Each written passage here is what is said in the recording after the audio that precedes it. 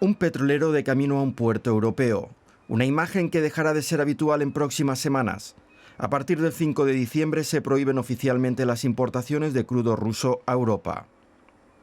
La medida representa la última iniciativa de la UE para atacar los ingresos de los combustibles fósiles rusos. Hasta ahora, más de 2/3 de las exportaciones rusas de petróleo llegaban por vía marítima a la UE. Alemania seguirá importando petróleo ruso a través del oleoducto Druzhba, pero solo hasta finales de año. Hungría, Eslovaquia y República Checa también seguirán recurriendo a los oleoductos. Argumentan que no tienen alternativa al petróleo ruso. El boicot generalizado es una respuesta a la guerra de Rusia contra Ucrania. La sustitución ha tenido éxito. El petróleo es una mercancía funcional, se puede vender y comprar en el mercado mundial. Y eso es lo que hizo Europa básicamente. Compró petróleo de otras fuentes, igual que Rusia trató de redirigir sus ventas a otros compradores. El crudo Brent cotizaba en torno a los $40 por barril al principio de la pandemia. El verano pasado se disparó hasta los $120 el barril para caer más tarde por debajo de los $100. Las reservas europeas están a rebosar. Se han firmado nuevos contratos de suministro y los precios del petróleo están bajando.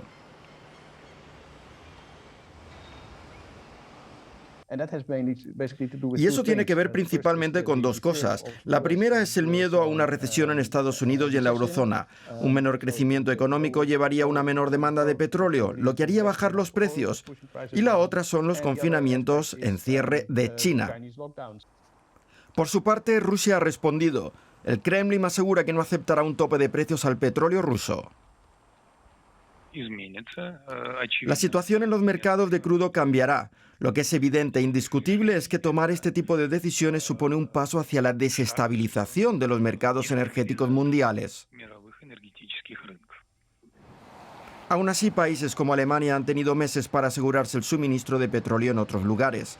Y Europa espera que la gasolina siga fluyendo en las gasolineras europeas.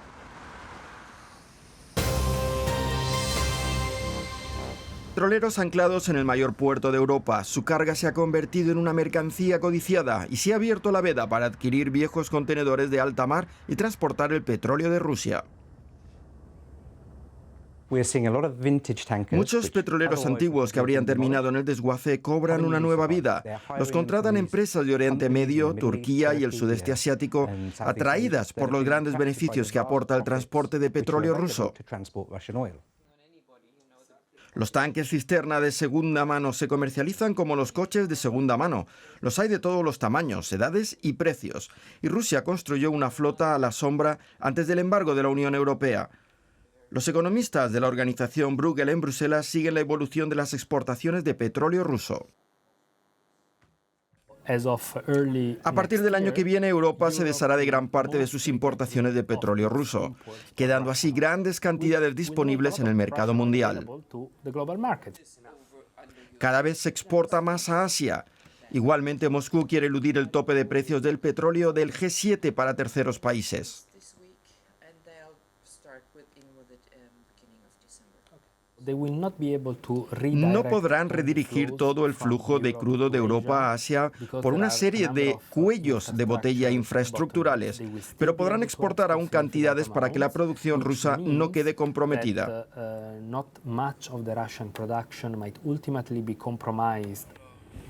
No obstante, para Rusia se encarece el precio del transporte. Vemos que realiza largos viajes para llegar a Asia a través del noreste de Europa, pasando por el Mediterráneo hasta el Canal de Suez y luego hacia la India o China. Pero es un negocio rentable. Las empresas que trabajan en este sector pueden ganar hasta $350.000 al día. Es una de las consecuencias imprevistas del embargo de la Unión Europea al petróleo ruso.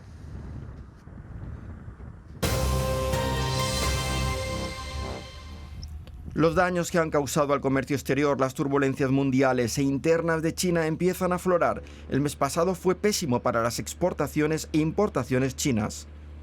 Las ventas al exterior suelen aumentar antes de Navidad, pero la subida de la inflación ha llevado a los consumidores y a las empresas en todo el mundo a gastar menos. En noviembre, las exportaciones chinas cayeron casi un 9% en comparación con el mismo periodo del año anterior.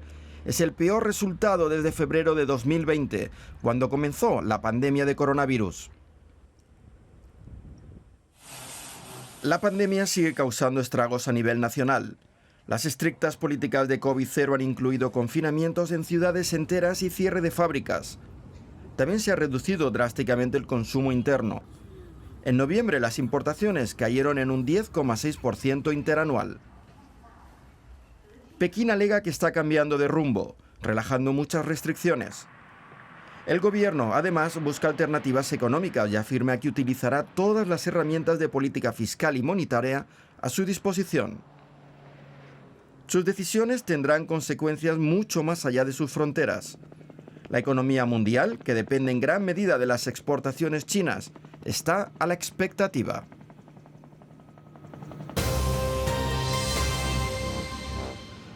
Marcus Brown, el hombre clave. Para la fiscalía es el cerebro de una banda criminal. Le acusan de falsificación de balances, manipulación del mercado, malversación y fraude comercial. Brown lleva detenido más de 2 años. En su día fue el director ejecutivo de Wirecard, un caso complejo. Como startup en servicios financieros en Internet, Wirecard experimentó un ascenso vertiginoso. Se convirtió en el niño mimado de la bolsa. En 2018 fue incluida en el índice bursátil alemán que comprendía las 30 empresas más cotizadas del país en ese momento. No miramos hacia atrás, sino hacia el futuro. Creo que la dinámica de crecimiento en los próximos 10 años superará con creces lo que hemos logrado en los últimos 10. En la prensa especializada aparecieron los primeros indicios de que algo no cuadraba. Pero nadie quiso escucharlo. La historia de éxito era demasiado bonita. Pero en 2020 se hizo evidente. 1.900 millones de euros habían desaparecido o solo existían sobre el papel. Los grandes negocios solo eran mentiras y escenificaciones. Wirecard, la empresa pionera de fintech, quebró. Los inversores perdieron mucho dinero. Un escándalo también para los auditores implicados y la autoridad alemana de supervisión financiera, BaFin, que no se dieron cuenta de nada. Hasta el momento Marcus Brown ha guardado silencio. Su ex socio más importante, Jan Marsalek, se ha fugado, supuestamente a Rusia, y es un hombre buscado por la justicia.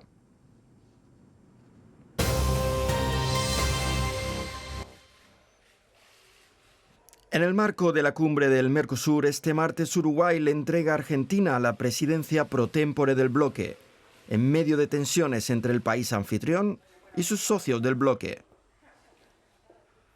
Mientras que Montevideo defiende la necesidad de abrirse a la negociación comercial con otros países y ya inició un proceso para sumarse al Acuerdo Transpacífico, sus socios advierten que esto podría desembocar en una ruptura del bloque. El cambio de gobierno en Brasil genera reacciones contrarias dentro del bloque. Por un lado, el presidente uruguayo Luis Lacalle Pou pierde a su aliado más cercano en su búsqueda por flexibilizar el Mercosur, mientras que el argentino Alberto Fernández aspira a que la llegada de Lula le dé un nuevo impulso al Mercosur y a su plan de fortalecer las cadenas de suministro locales.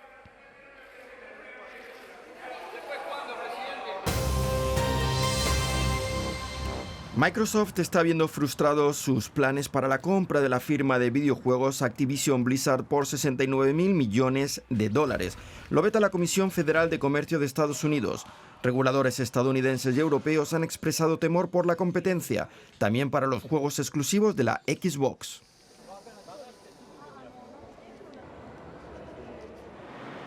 Estados Unidos ha impuesto sanciones a un importante aliado del presidente turco Recep Tayyip Erdoğan.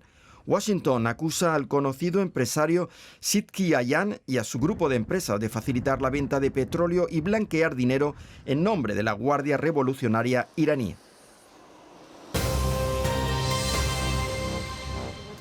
¿Será posible calentar las viviendas con aguas residuales de cuartos de baño y duchas en ciudades como París? El ayuntamiento está convencido de que sí y organiza una visita al sistema de alcantarillado. Por aquí pasa el agua residual de los edificios. Tiene una temperatura de unos 10 grados.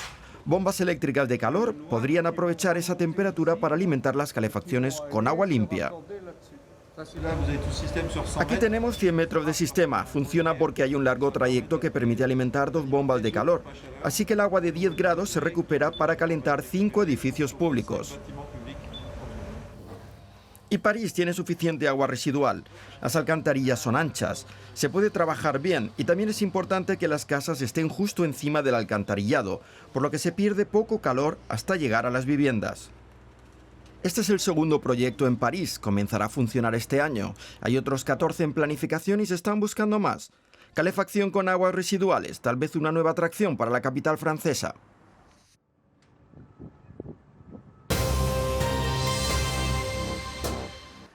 Esta antigua filial de McDonald's en Marsella ha renacido. 3 años después de cerrar por apuros financieros, ahora reabre sus puertas bajo el nombre francés de L'Après-M, después de M. No solamente la fachada ha cambiado, sino también la carta y la organización laboral. Un menú con hamburguesa, papas fritas y bebida cuesta 8,60 €, más barato que en otros locales de comida rápida en la zona, y los empleados pertenecen a un colectivo. Estos son los valores que comparto con l'Après-M, la ayuda mutua, la familia. Por aquí somos una familia, no somos solo trabajadores que trabajan aquí y ya está. Día a día la familia crece y espero que la gente del barrio también forme muy pronto parte de esta familia. El local sirvió como centro de distribución de alimentos durante la pandemia.